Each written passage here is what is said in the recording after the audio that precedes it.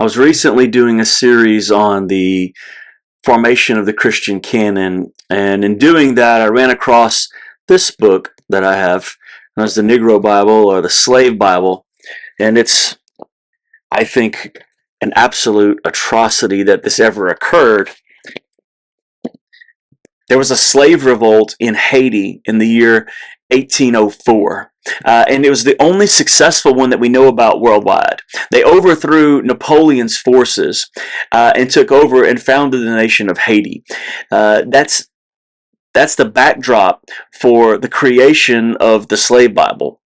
This Bible was produced in 1807, and it was pushed out into the world in order to keep people in their place. That scripture, well, I don't even know if it's justified in calling it scripture. That book was created in order to keep people who were in chains, and it was created in order to keep people obedient and obeying their masters. It was designed for that reason, and the way that we know that, even though it was produced by the British Missionary Society, is because of the passages that aren't included. There are passages that you would expect not to find in it if you were wanting to keep people enslaved and continue to have people have no hope. And, those aren't there. But there are also others that aren't there either, And when you look at the Slave Bible, it has approximately 90% of the Old Testament, of the Hebrew Scriptures, are removed. And if 40% of the New Testament, or somewhere in that range, and it's an absolute atrocity.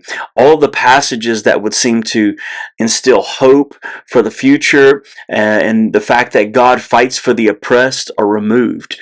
Books like Exodus, which are extremely long books in the Hebrew Scriptures, there's only 2 chapters in the Slave Bible. Books like Philemon from the New Testament, which is Paul making an appeal to his friend Philemon on behalf of Onesimus, who was a runaway slave, in order to call him brother now rather than slave. And that book is not present.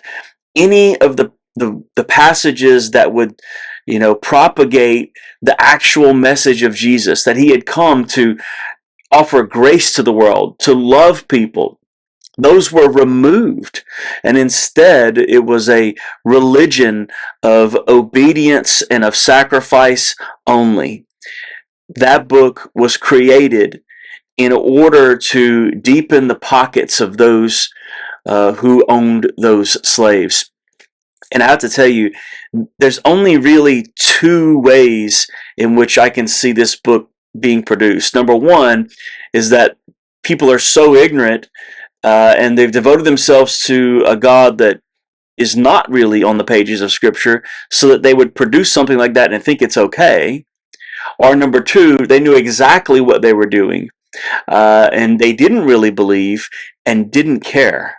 They just wanted the profit of having these people enslaved. And that, my friends, is an absolute stain on the mark of humanity and a stain on the mark of those who would call themselves Christians. It should have never been.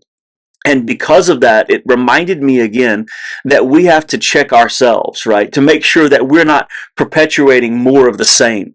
Because slavery went away, and then in the South, at least, we introduced Jim Crow, and after Jim Crow, we introduced something else, this sort of implicit racism that was built into the system. And I wonder today, are we still perpetuating things like that? Are we reading the Bible from the perspective of Abraham and Sarah, but forgetting about Hagar? Are we reading the Bible from the perspective of King David and his people and the elite, and forgetting about people like Bathsheba, who were on the other end of David's actions?